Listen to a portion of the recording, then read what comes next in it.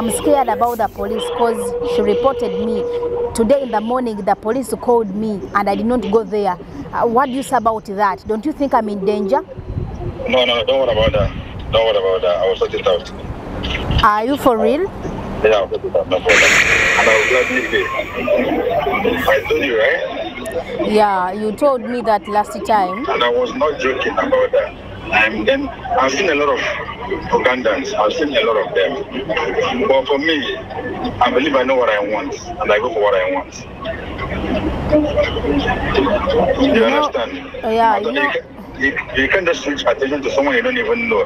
This person, I followed her for long, and I followed her for a very long time. So it's not a matter of maybe a day or 2 days or 3 days. No, it took me months, even close to a year,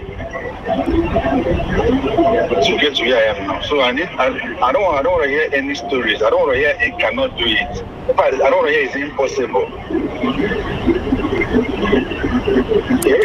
Whatever you can do. Volvet. Kati olowooza bw'otudda mu lutalo lw'ebigambo n'amalako osobola obbisana nange mu lutalo nga lwa bigambo mu ngeri gy'oyogera bw'otyo. Volveti wulira.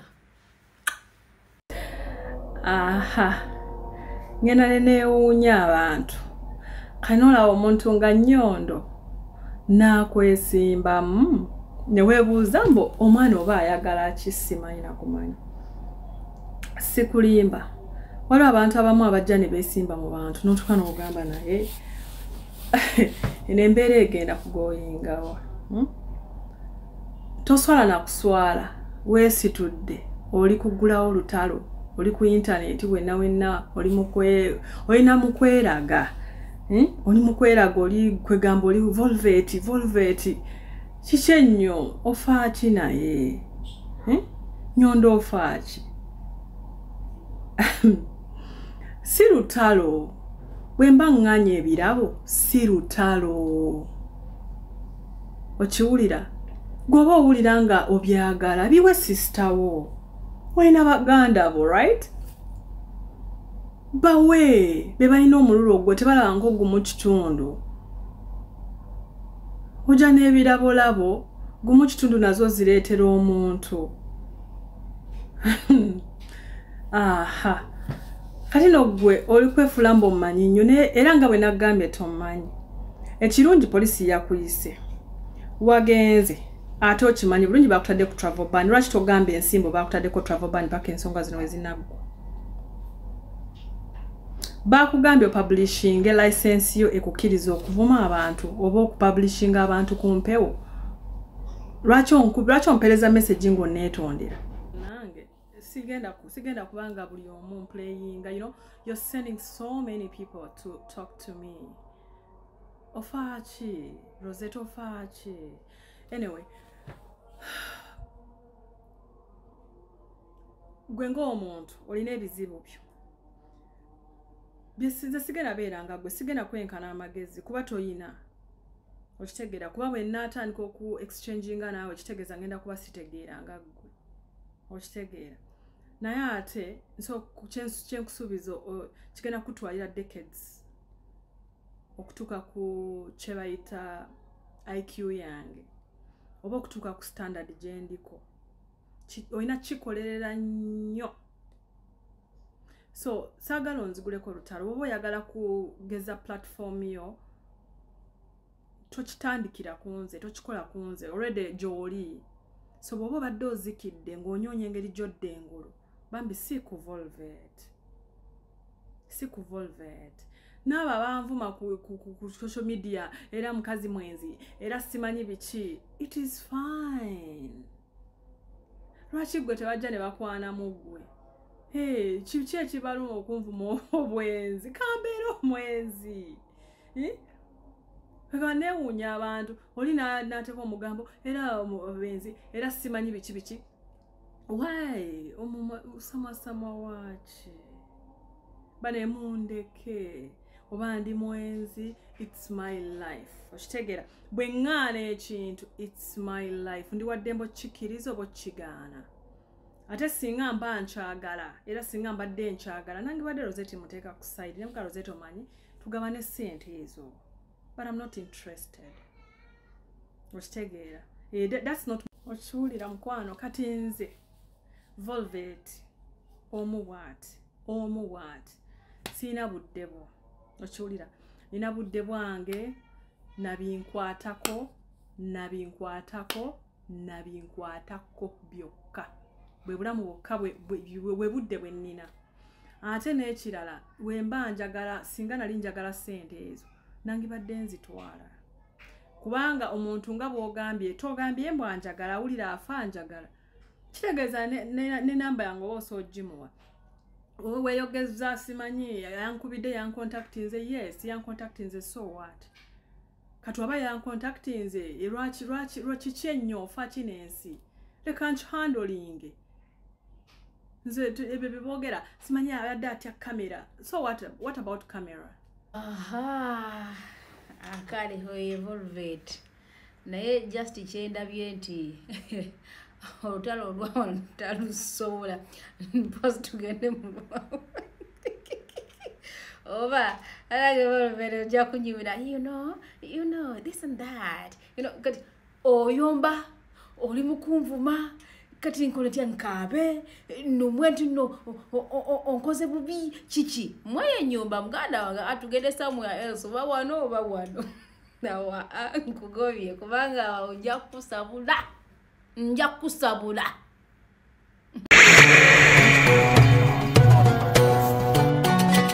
Nyondo Media.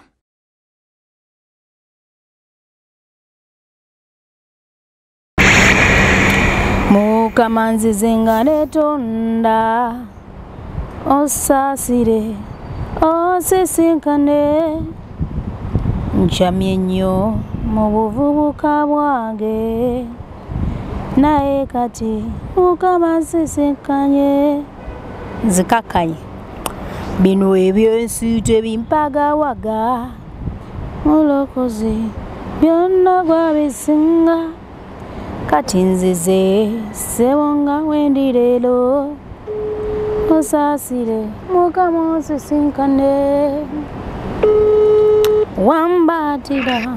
Hello. Hello. Good evening, sir. How are you? I'm fine, are you? This is Rosette. Okay. How are you? I'm fine, sir. How is your day? There are so many challenges. What are the challenges? Yeah, there are so many challenges. I don't think I can get this woman, Baba. Why? Because I've tried my best for all these days, but I'm not getting her. Now, I have a suggestion. Okay. When you go to that video which I published of recent, Okay. there are so many Ugandan girls who are interested in you, so many of them. They are even coming in my inbox, WhatsApp messages. They are sending me pictures, videos. They are interested in you. So my suggestion was, how do you see if we switch to another woman, as long as it's a Ugandan? Because this woman, the truth is... I'm not interested. What did you say? I'm not interested. Now, what shall we do, Baba? Because it's like I have failed completely.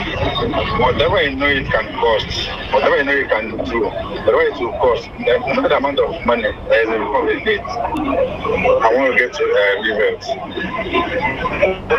Because you know very well I have to be... I don't care how much it will cost me. I remember, last time I told you something that if you can do that, just name your price and I will gladly pay. I told you, right? Yeah, you told me that last time. And I was not joking about that. I've seen a lot of Ugandans. I've seen a lot of them. But for me, I believe I know what I want and I go for what I want. You understand? Yeah, you can't just switch attention to someone you don't even know. This person I followed her for long, and I followed her for a very long time. So it's no matter of maybe a day or 2 days or 3 days. No, it took me months, even close to a year, to get to where I am now. So I don't want to hear any stories. I don't want to hear it cannot do it. In fact, I don't want to hear it's impossible. Whatever you can do. Kingsley, Please. Kingsley, Yeah. my boss, let me tell you the truth. I really do love money, and that's why I accepted to do this. But the truth is, I have tried my best. Then if you cannot help me, then I'll look for another person that will do it for me. If you can't, I'll look for another person. I'll talk to my brother that got married in Uganda. Then maybe the rest can help me get someone in your country that help me do that. Okay, hold. How much did you say that you're going to give me? You say? How much did you say that you're going to pay me? How much what? How much did you say that you're going to give me after this? Name your price. Just name your price. I'm going to try one more time, but it is not easy. I thought maybe you can be interested in any other one. I thought maybe as long as it's a Ugandan, you can accept, but since you said you've been following her for a long period of time, that means you know what you want. Then it's okay, I can understand. Do you think there's something that will come by? Like, as in now, they kind of convince her, maybe in your country, any place at all? Now, That we can do, that will make her change her mind. Now, I was having another suggestion. How do you see if you give me another check? You know, because I have the check that you gave me last time, that open check that you signed last time to her. I have the cash that you gave me, also the other gift. Now, since this lady saw all these things as nothing, I think we should be at least more planful. We can plan for something more than that. How do you see? And then we add it there. Maybe she will accept. How do you see that? So what are you suggesting now we can do? So I was suggesting, since this woman has already seen money, yes. Now I was suggesting, how do you see if we buy her a big piece of land in Uganda? We get a title, so that the time I'm going back, I present her the title, the money again, and the check. How do you see if we buy a very good land from our country? Why? Sorry? Why buy land? Yeah, because this one, she's already insulting. This gave her. She sees as something nothing. Why not go for a house? What did you say? Why not go for a house? Buy a house. A finished house. Yes. What is the price? So you're saying it's better we buy a finished house already? Yes, yes. I'm from Nigeria. We'll make things happen. You said in Nigeria? I said I'm from Nigeria and we'll make things happen. Yes, you're from. We'll go for what we want. You go for what you whatever want. we want, we'll get it. And you don't fail. At any cost. Oh God. Anyway, since you're saying something bigger, I think this is going to be the best thing. This person you're talking about is worth more than land. Yeah, that is true. If you're saying, if you're talking about a finished house, then this is very, very, very good. I personally, who's talking to you? Hello. Yeah, I can hear. I'm with you. Yes, I person who's talking to you, I have the connections already, because the houses I have under Nyondo Estate Experts, they are not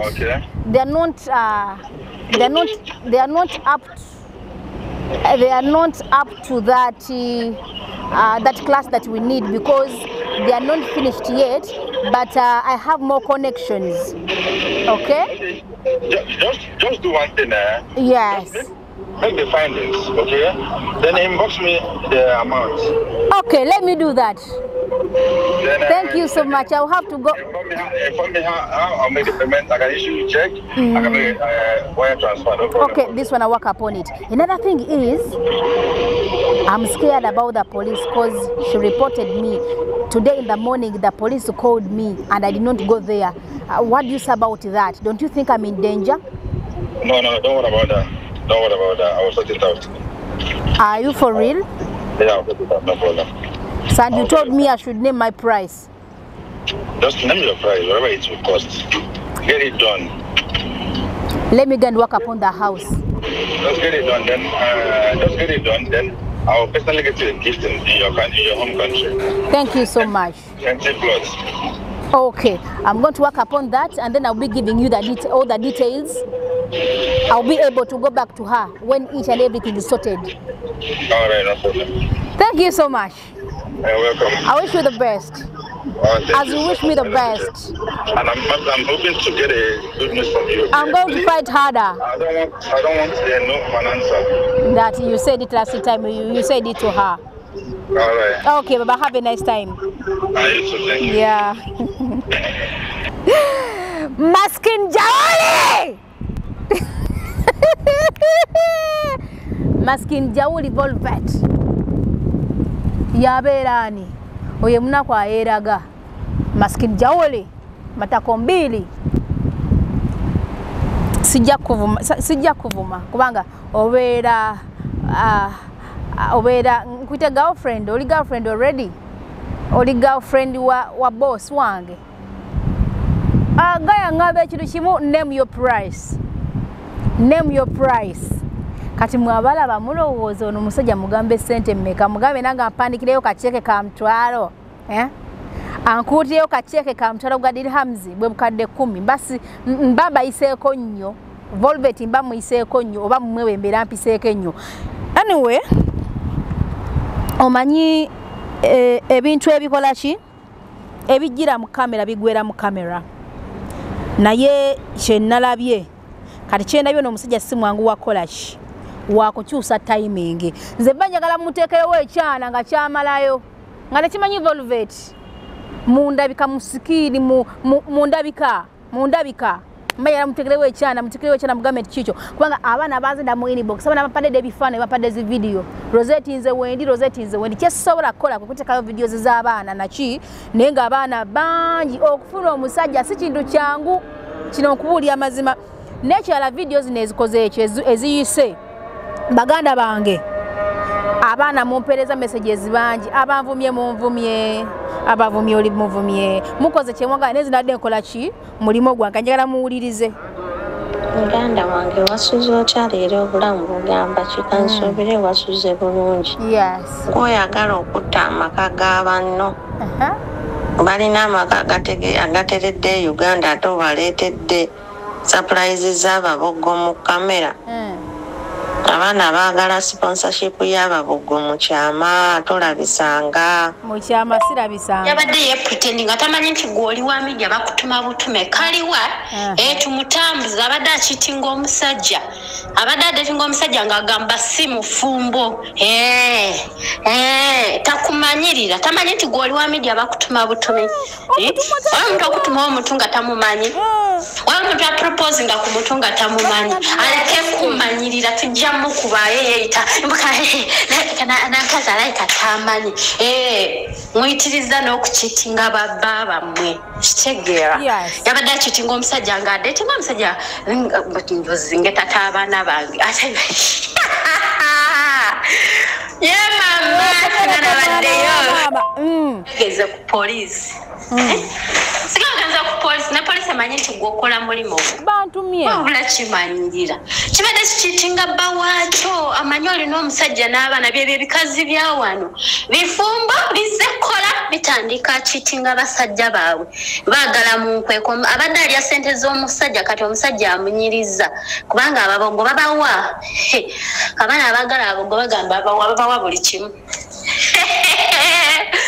teteka kumanya yagira manyirira abantu ngoja wali ogomanyira nga tebakutumyeyo wali omanyiriddeko olaba nga buli omu omugendako n'omugamba njagala beere mukwano gwawe wanjagala obeere bwoti ani tebakumanyi kyoli ogenda ku muntu ng'omuntu akutumyeyo bagambe buli omu omumanyirira ensonyi yazifudde busungu Bagako no namakaga maskin jawuli no mwana omutakitegeera bulu nagamba ye omuntu ayinza ogenda okukola proposal ku muntu ng'omu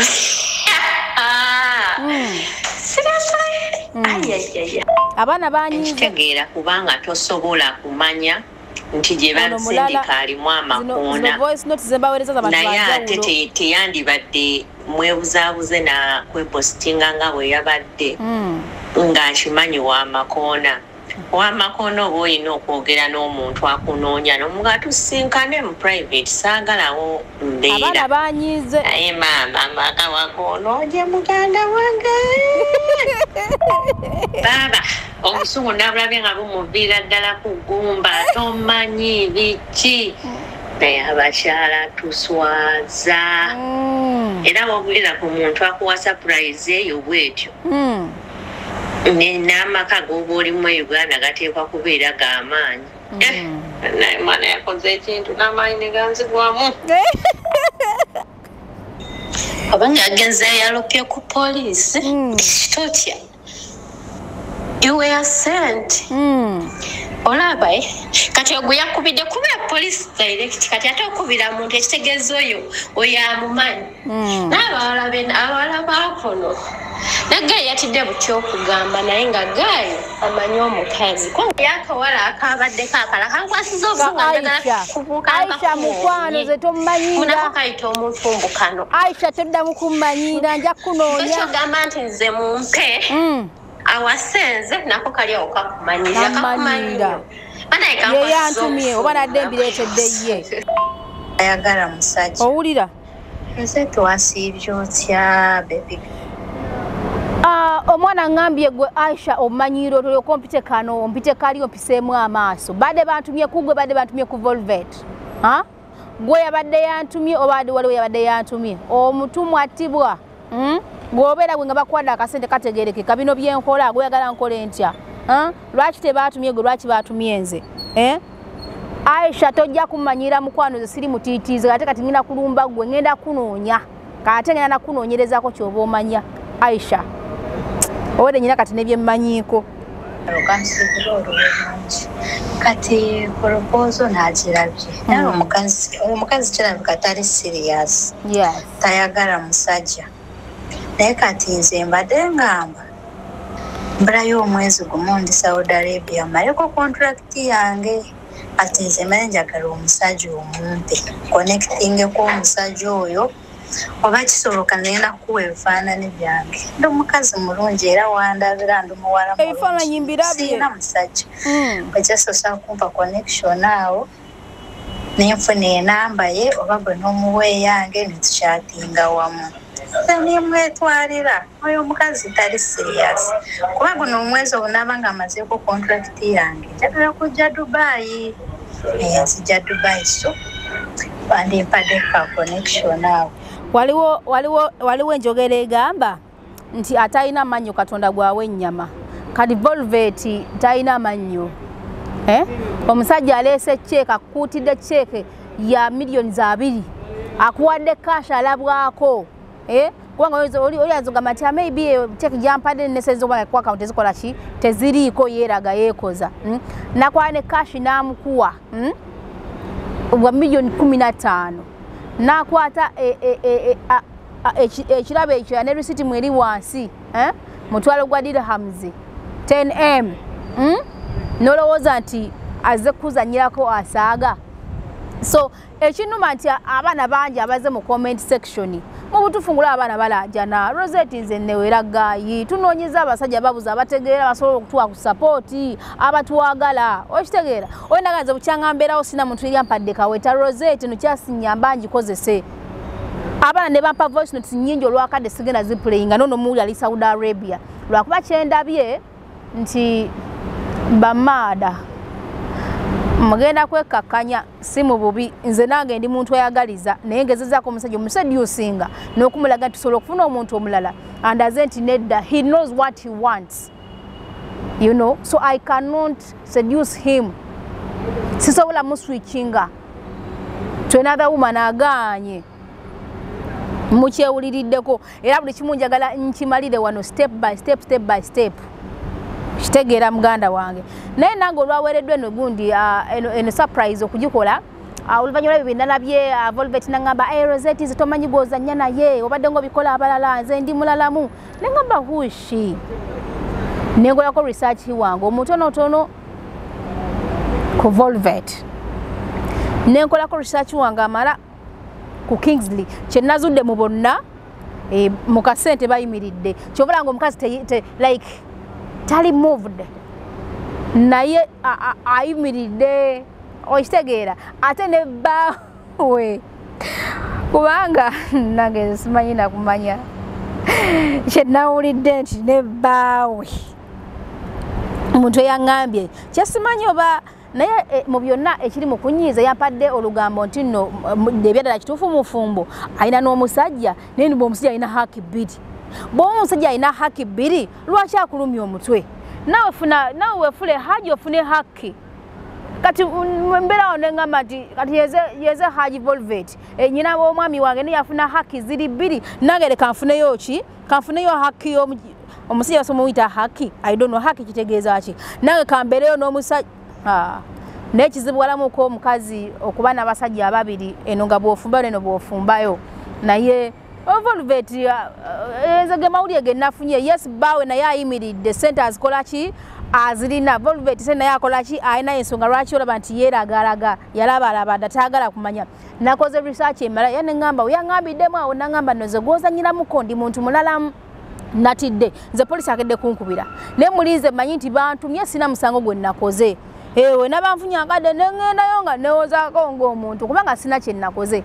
ate mu byonna nono omusajja asobola okumbakinga up engeri gye nalabye is a big guy akola mu consulate yaabwe okitegeera is a big guy mu consulate yaabwe gyakola ki ne Volvet kye nazule naye alina consulate gyakolera so bombiriri bali okitegeera n'ebirala bye sigenda kujjano kwasanguza mu kamera for private purposes sigenda byogera byonna naye nga kyenyiza okubagamba bano abantu ababiri buli omu alina engeri gyazitowamu so class attracts class yensonga lwaki akugamba ono mukyala munoonyereza okumala omwaka mulamba you know what I want in the car so kakati mukwano kati ngona mpande ka voice note mukazi watu oli mu nyumba ya muwala gwokola kasenteko bana sijja bayisa mu maaso mukazi asigala mukazi muli bakyala bannange nendoza ngenda kubasa mwe kakkanye ngezezaako omusajja omugamba ndoza muwulidde kati yamanyi so class attracts class yensonga lwaki olaba naye alina waafiira kubanga naye alina kyakola ki kyamanyi omukyala mubede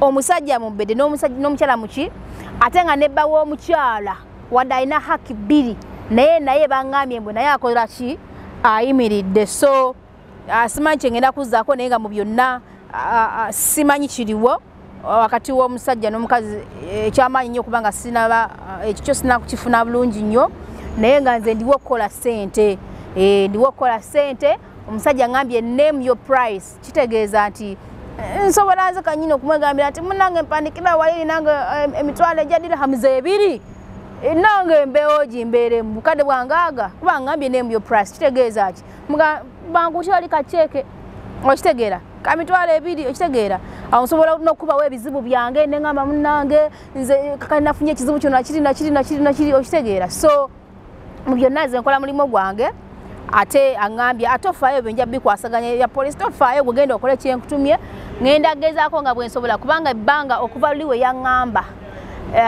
kuva lwe yaŋŋambye naŋŋamba gwe genda ne bino bimutwalire omukazi sinafuna we so ndi mukulwana ngezaako ndabe nga nange akasente ngakola ki so kyonna kye kinaatwala ŋŋenda gezaako okunoonya omukyalo oyo era gwe wennanga gy'olya ng'ondaba ŋŋenda kusaba ekintu kimu nkwegayiridde ze kana akasente ndirwedde okulya naawe njagala gwe wenna amanyi Volvet waabeera gy'atera okutambulira gy'akolerayo mmanyiyo manyi offices ze we ziri naye simanyi wakaawe wabeera njagala omuntu asobola okumunsulira asobola okumukola ki okumutekako eriiso amumanyi namanya nti no ate ogenda wani ate ogenda wali jangu mu inbox onoonyeeko ndi willing okuwa kasente ate nga kalungi nange guno omulimu ngumalirize nfune kaki nfune kasente tojja kukola sente okitegera kuno si kubba kuno si kwetunda kuno si kukola musango nti okoze omusango okufuna sente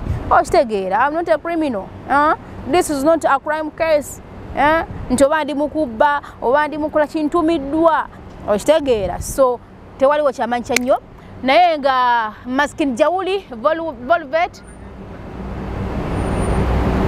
Maskin Jawuli Volvet wekakanye mama sometimes mugane mufiya ku basajja n'ogamba kati omusajja onga naye ina haki bbiri lwaki sigwe wekka kati akaseera kajja kutuuka nga weetaaga omusajja ono nga tokyasobola kumufuna era abana bwe bagamba muleke yeerage omusajja akoze research wamala alina ensonga lwaki akulemerako omwaka mulamba omuntu nga akulinnya akagere kitegeeza ebisinga abeera akola ki abimanyi oba oliawo so wekakanye Maskin Jawuli wekakanye wekakanye wekakanye wekakanye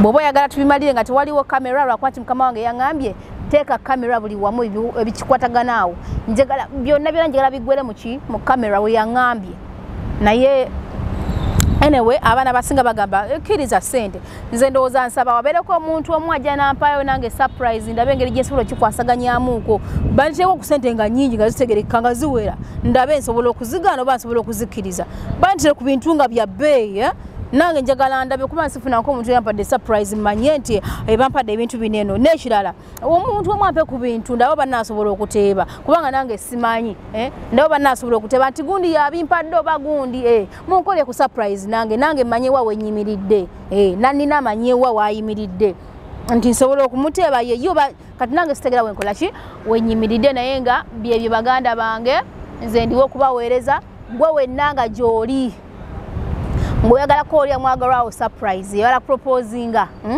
oyagala kola birthday oyagala kola yokapate konna munoonyeeko nze sikyatya biduduma yina limbitidde ddize sitya biduduma munoonyeeko njabako lya bulungi ono Maskin Jawuli yantisizatisiza ndopye ku polisi byonna bikoze siganye nenze kyemanyi siina musango so munoonyeeko abaagala okukola ebintu ebyenjawulo naawe ng'oli eyo naye nga tewesiga mukyalawo bino abakyala bye bakola nodira omukyala n'omukolya kino n'omukolya kiri kumba alinayo abalala bakola ki balaba omanye wooyimiridde mumane sente ku bakazi naye nga bamumalira budde naawe omukyala njagala omanye ebbaawo wooyimiridde eri omusajja mukwate ku bakazi mubategeko ku babbaaba mwe mulabe bayimiridde batyanze wendi abawala mbalina omusajja tumukwate tumutega omukazi tulabe ekituufu yakugamba muze bebi gwasinga okunyirira ate mwenange bakugattako ekyo ekigambo buli musajja akiina akigamba omukazi ene mwenange gwe bebi tebakugattako ye banenga ani akugattako babyogera buli musajja akyogera ye banange ayinza okugattako omusiru nga nsinza nakugattako naye nga abyogera bwogezi twagala tumanye oyimiridde wamukimanyi nti no muli mu relationships naye nga tezirina lugendo omuntu nakusibirawo just akatambala ng'omanyi nti muli mu bufumbo omanyi muli mu relationship naye ng'omuntu abadde akatambala ku maaso so muyige okwezuula nga temunakutwala budde bwammwe muzaalira abasajja abakyamu ne muzaala mu bakazi abakyamu okitegeera so side ne side mwebereremu nze wendi okubayambako njagala omanye omusajja wange gwendi naye ali trustworthy ali trustful omukazi wange gwenina nti mukazi mwesimbu simalaaya babakubya agalwadde bisima hepatitis B wono kati nno munanga aliko muna tekirwadde kibinyo n'okutakita HIV ki AIDS byonna biri mu bitambulira omwo so banage munoonyeeko n'ekirala mujje bananga abagala okulula ku mataka Nyonde Estate Experts tuyina amataka era tunene ku nnyumba eziwedde okuzimba oba okuzimbibwa tukiriza installment nobeera nkusosolako mpola abagala okulabika obulungi Nyondo Glim wali kizigo olabike bulungi nnyo kyesiige okitegeera muganda wange n'abagala okuyiga enviiri mwagala kuyiga kukola njala mwagala kuyiga kusiba nviiri makeup njala mugenda kujjewa Mukasa Services enamba weeryawo ne mu scroll mweri eyitamu n'okugisa musobola okuginsaba abaana bangi musomye ebintu ebirala byonna byonna musome ekintu kimu ne mwerabira nti gye mukoma okusoma ekintu ekimu mwenna kwe kubulwa ki kwe kubulwa emirimu kubanga gye mukoma okubeera abangi mu kintu ekyo emirimu gigenda kubeera mitono kubanga tegibamala kati musomeko ku bintu ebyenjawulo saawe tulina opportunity waliwo abaana be baagala abasiba enviiri amanyi okukola make-up omanyi okukola make-up omanyi okusiba enviiri omanyi okusiiga enjala okitegeera so naye ensonga munoonyeeko mbaconnecting mukitegeera abaana bagala okukola abaana muri Uganda muri Luda mwagala kukola mwagala mirimu munoonyeeko ndowooza ke kaseera nsiiwule naye nga mwenna abanvumye njagala mbajjukize nti nze nkola mulimu gwange era nzikiriza nti naawe n'obeera gwe nga bakutumira bakuwa akasente osobola kulemererwa ate nekino ekigenda okuddako oba kigenda kutwala ki nsaba yenna connection ya Volvet ng'omanyiko waabeera omunninyire akagere mpaka wonna wanaaba ali mutuukeko nze ndi willing okuwa akasente oyo matako jawuli ani maskin jawuli matako mbiri ndi willing okubanga nkuwa akasente sigenda kulya bwomu omusajja ngamba name your price ate wayogera ekigambo ekyo mba nkitegeera yakwata ssente n'alyoka akuta wali ku cheeke obukadde 10 n'akwata akantu ke yagula kali katono bwe kati obukadde 10 n'akwata cash obukadde 15 kati wangamba name your price agambye omukyala tumufunire finished house ngeraga tubimalirize naye kanjala matako mbiri oyo ndabe wagenda ogana ennyumba awo wetuli mumpeemu akadde oba ddi newe naba wiki namba newe gunaba mwezi nogunaba mwaka Volvet sikuta sajja ngambye name your price ngabwe yakingamba luli kati oba kinatola banga ki nze wendi ngenda kunoonya muganda wange ate kati sina muwadde okutya wadde kati no wadde kati yes so ina connections buli kimu kino ina amaanyi yes byonna nabizudde no waliwe panga ngolero gwaliko tomanyi nene gundi Kings zitakoze ekitai tatudde and he's willing to support me, he's going to defend me, he's going to pack me up. Assalamu alaikum!